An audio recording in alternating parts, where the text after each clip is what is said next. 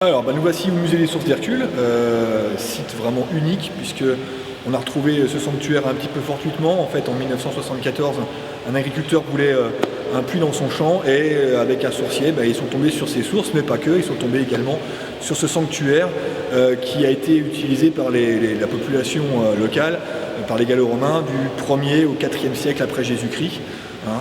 Alors c'est un site unique, avec un site de source, c'est-à-dire que les Romains, par le biais d'ablution, rentraient en contact avec un dieu, en l'occurrence Hercule, et puis il leur demandait simplement d'exaucer des vœux, c'est-à-dire si on était potier de faire plein de poteries, si on était militaire de faire plein de conquêtes, et si ces vœux étaient exaucés, ils revenaient sur place en pèlerinage pour offrir un remerciement à Hercule. Alors ça pouvait aller de la simple tablette, avec un remerciement gravé dessus, comme ça pouvait aussi avoir l'aspect d'une statue.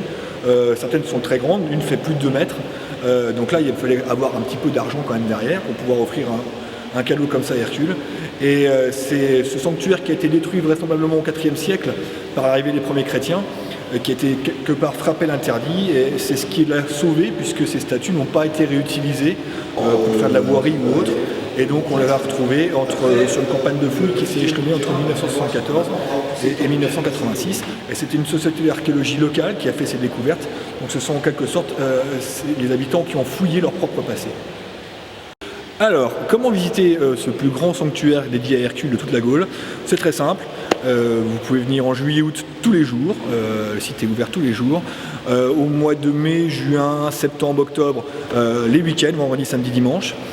Et puis tout le restant de l'année sur réservation, vous appelez la maison du tourisme du Pays du Lunévillois et on vous organise une petite visite pour pouvoir découvrir ce lieu exceptionnel.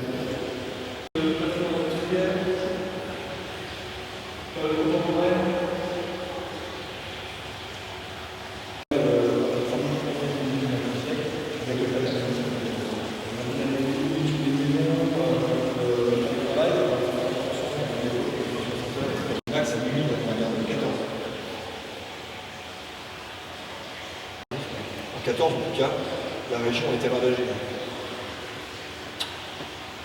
Mais comme on est loin de toutes les grandes stratégies militaires, on est toujours un peu négligeable, et donc on n'a pas dans aucun documentaire ou des choses comme ça.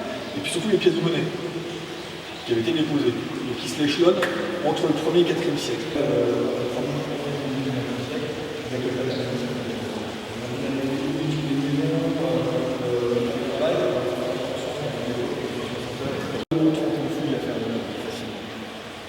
Le problème, c'est qu'en 86, l'État a demandé à l'entreprise qui fasse le travail.